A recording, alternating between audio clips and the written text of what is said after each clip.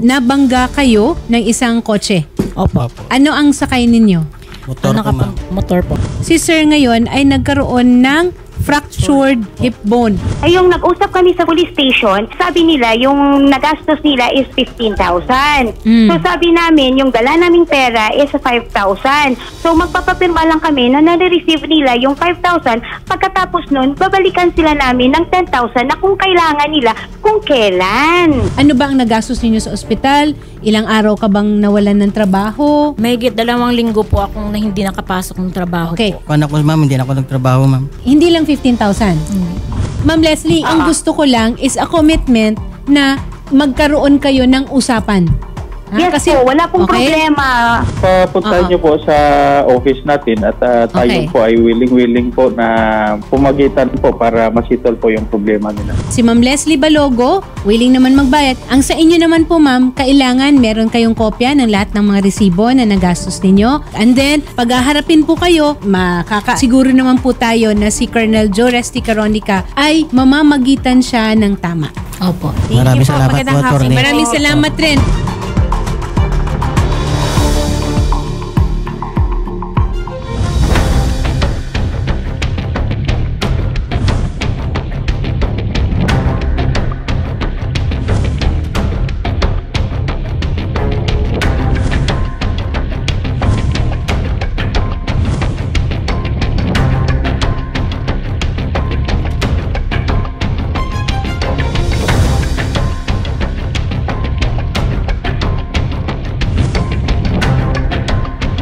Mabuhay, Philippine Airlines welcomes you to Dumaguete.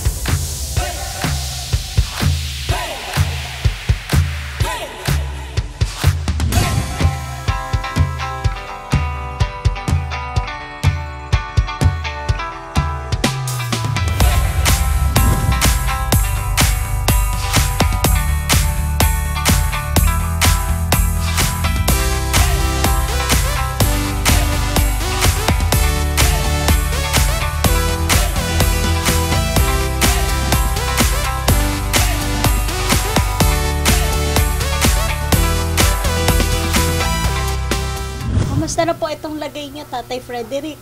Okay na po, ma'am. Mag-ayos na po kami sa Bacolod. Sa tulong po ni Senador Rapi. Nagharap na po kami nung nakabangga sa akin. Opo. Nagsitol po kami ng 25,000. Bali na pag-isipan po ninyo na tanggapin na po itong 25,000. Opo. Pero kamusta naman po yung lagay niyo ngayon, Tatay? Nakakalakad-lakad naman na po ba kayo? Oo, nakalakad-lakad ako naman po. Hindi yung normal na lakad. Yung masakit pa dito sa banda natin. Yung therapy niya, ko. Opo. Therapy po siya. Twice a week yung therapy niya. So, 2 session na lang po next week yung therapy niya. So, after po ng therapy na yun, magiging okay na po si Tatay? Oo. So, mababalik kami yata sa doktor niya, sa ortho, para for another check-up niya, kung okay na talaga yung ano niya. Pero sa ngayon po, Nanay, kasi si Tatay hindi na po nakakapagbiyahe. Paano po yung mga expenses nyo sa araw-araw? Lalo pat nabanggit nyo na meron po kayong 3 anak po ninyo na nag-aaral pa. Yung sahod ko po, binebenta ko doon sa amin 10% para may panggastos lang kami. Tapos parang renew lang. Pag tuwing sahod, din kukunin naman, balik sa akin, 10% yung bawas. Yun lang ang namin para at least may mga kami. Sa ngayon, hindi po kami nakaano sa mga bata kasi kulang po kami. Wala siyang trabaho. Yun lang ang namin. Sa pamasahe ko, araw-araw sa trabaho. Siyempre sa proper ako nagtatrabaho. 50 a day. Hindi pa kasama yung pagkain ko. Nagbabaon lang ako ng kanin. Minsan, binibigyan ako ng mga kasama ko sa trabaho ng ulam para hindi ako makabili ng ulam. Tapos si tatay po is mag-isa lang po dito. Mag-isa lang siya dito. Bumibili din ako doon ng ulam, iniiwan ko sa kanya. Tapos nagsasaing na lang ako, sama na sa almusal tsaka yung tanghalian niya kasi pagkahapon umuwi naman ako. Pero pag may mga pasok po, itong mga anak nyo, kayong dalawa lang po nandito. Kami lang po dito. Minsan po, pag may binibigyan sila ng pamasahe, nakakauwi sila pag may importante na dito, may kukunin sila dito, makakauwi sila. Pero pag wala naman, hindi sila umuwi. Kasi sayang daw yung pamasahe. Pang-allowance na lang daw nila. Pero ito pong therapy po ba ni Tatay Frederick ay saan po niya ginagawa? Diyan lang po sa ABC Hall, sa government po. Din po doon related din po sa amin sa City Health Office. Yun lang ang babayaran mo. 100 pesos lang ang babayaran mo. So nakakatipid kami.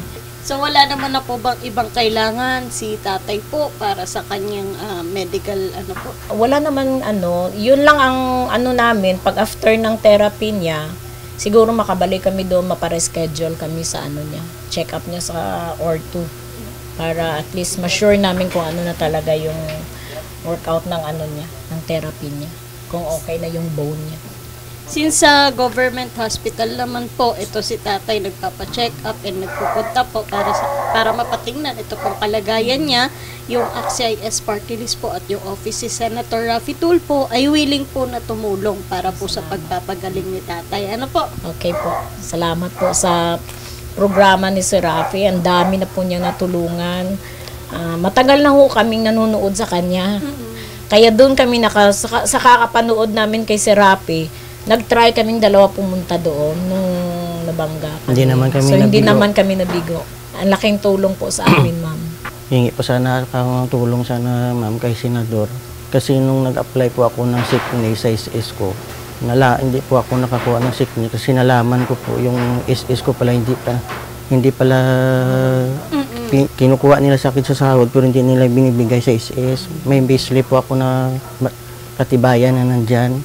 Okay. Regarding po sa SS, ma'am, kayo po ba ay nakapag-file na sa SSS para po mahabol yung employer ni tatay? Po. Nag-file kami nung August 28 nung dumating kami. August 28, nag-file kami kaagad sa Tapos nung sinabi niya sa amin, i-follow up ko lang. Tapos nung tumawag ako nung Wednesday, ang sabi niya, punta daw kami doon Friday. Tapos nung tumawag ako Thursday para i-sure ko kung talagang kasi pamasahe din ma'am yun 200 kaming dalawa back and forth. Sabi niya, wag na lang daw kami magtuloy kasi yun pala nagpa-admit siya sa ospital, yung in charge sa Cadiz. Naka-admit daw siya sa ospital kasi uoperahan daw siya. So wala daw in charge na mag-follow up.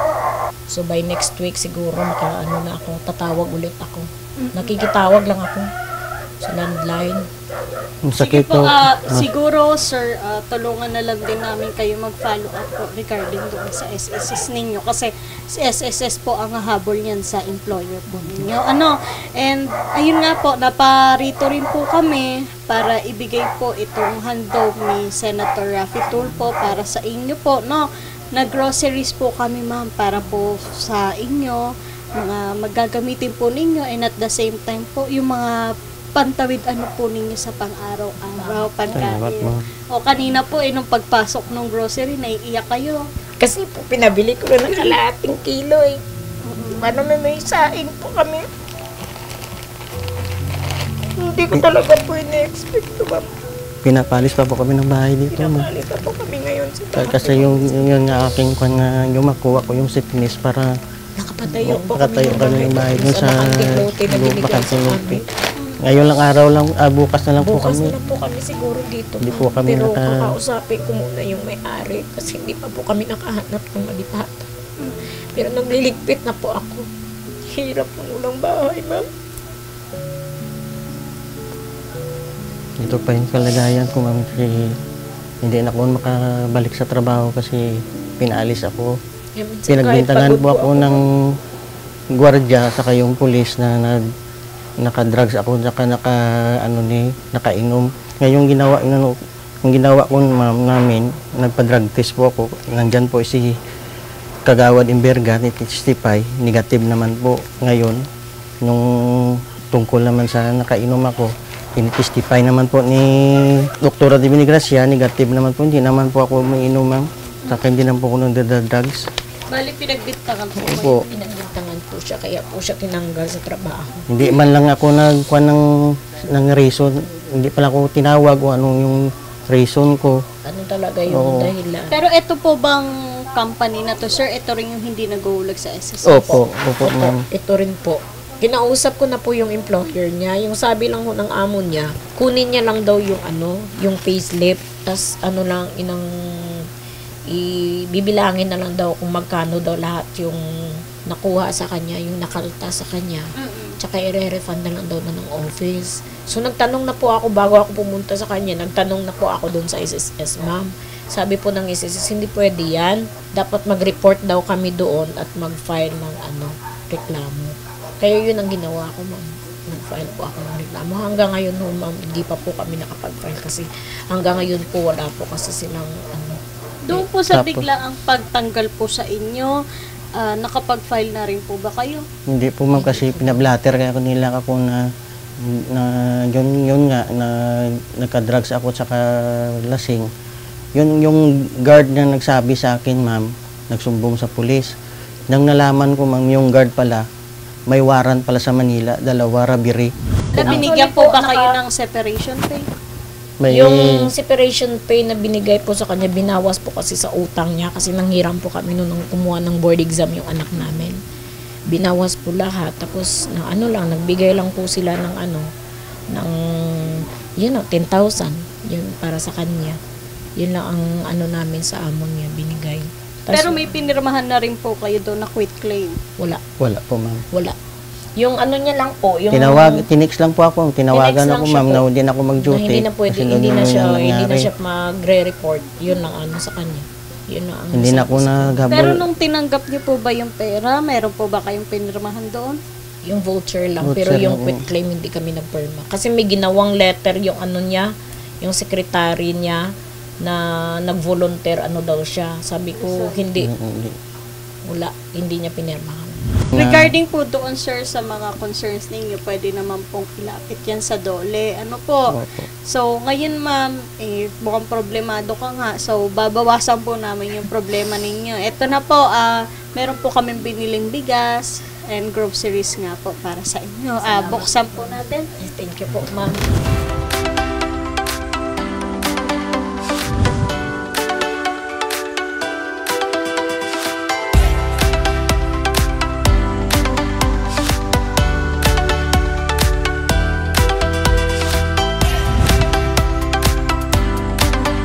Sir Ravi, nagpapasalamat po kami sa inyong tulong at ito na po yung perang na settled po namin, na bayad po sa amin na 25,000. Tsaka po, Sir Ravi, salamat sa tulong niyo po dahil po nakamit namin yung hostisya tsaka sa mga pinadala niyo po sa amin na pagkain po, yung mga groceries po. Maraming salamat po. Sana po marami pa kayong matulungan na tulad namin. Sir Rapi, maraming salamat po sa pagtulong sa akin at nabigyan po ako ng hustisya dahil po sa tulong ninyo sa mga staff. Maraming salamat po sa Senador.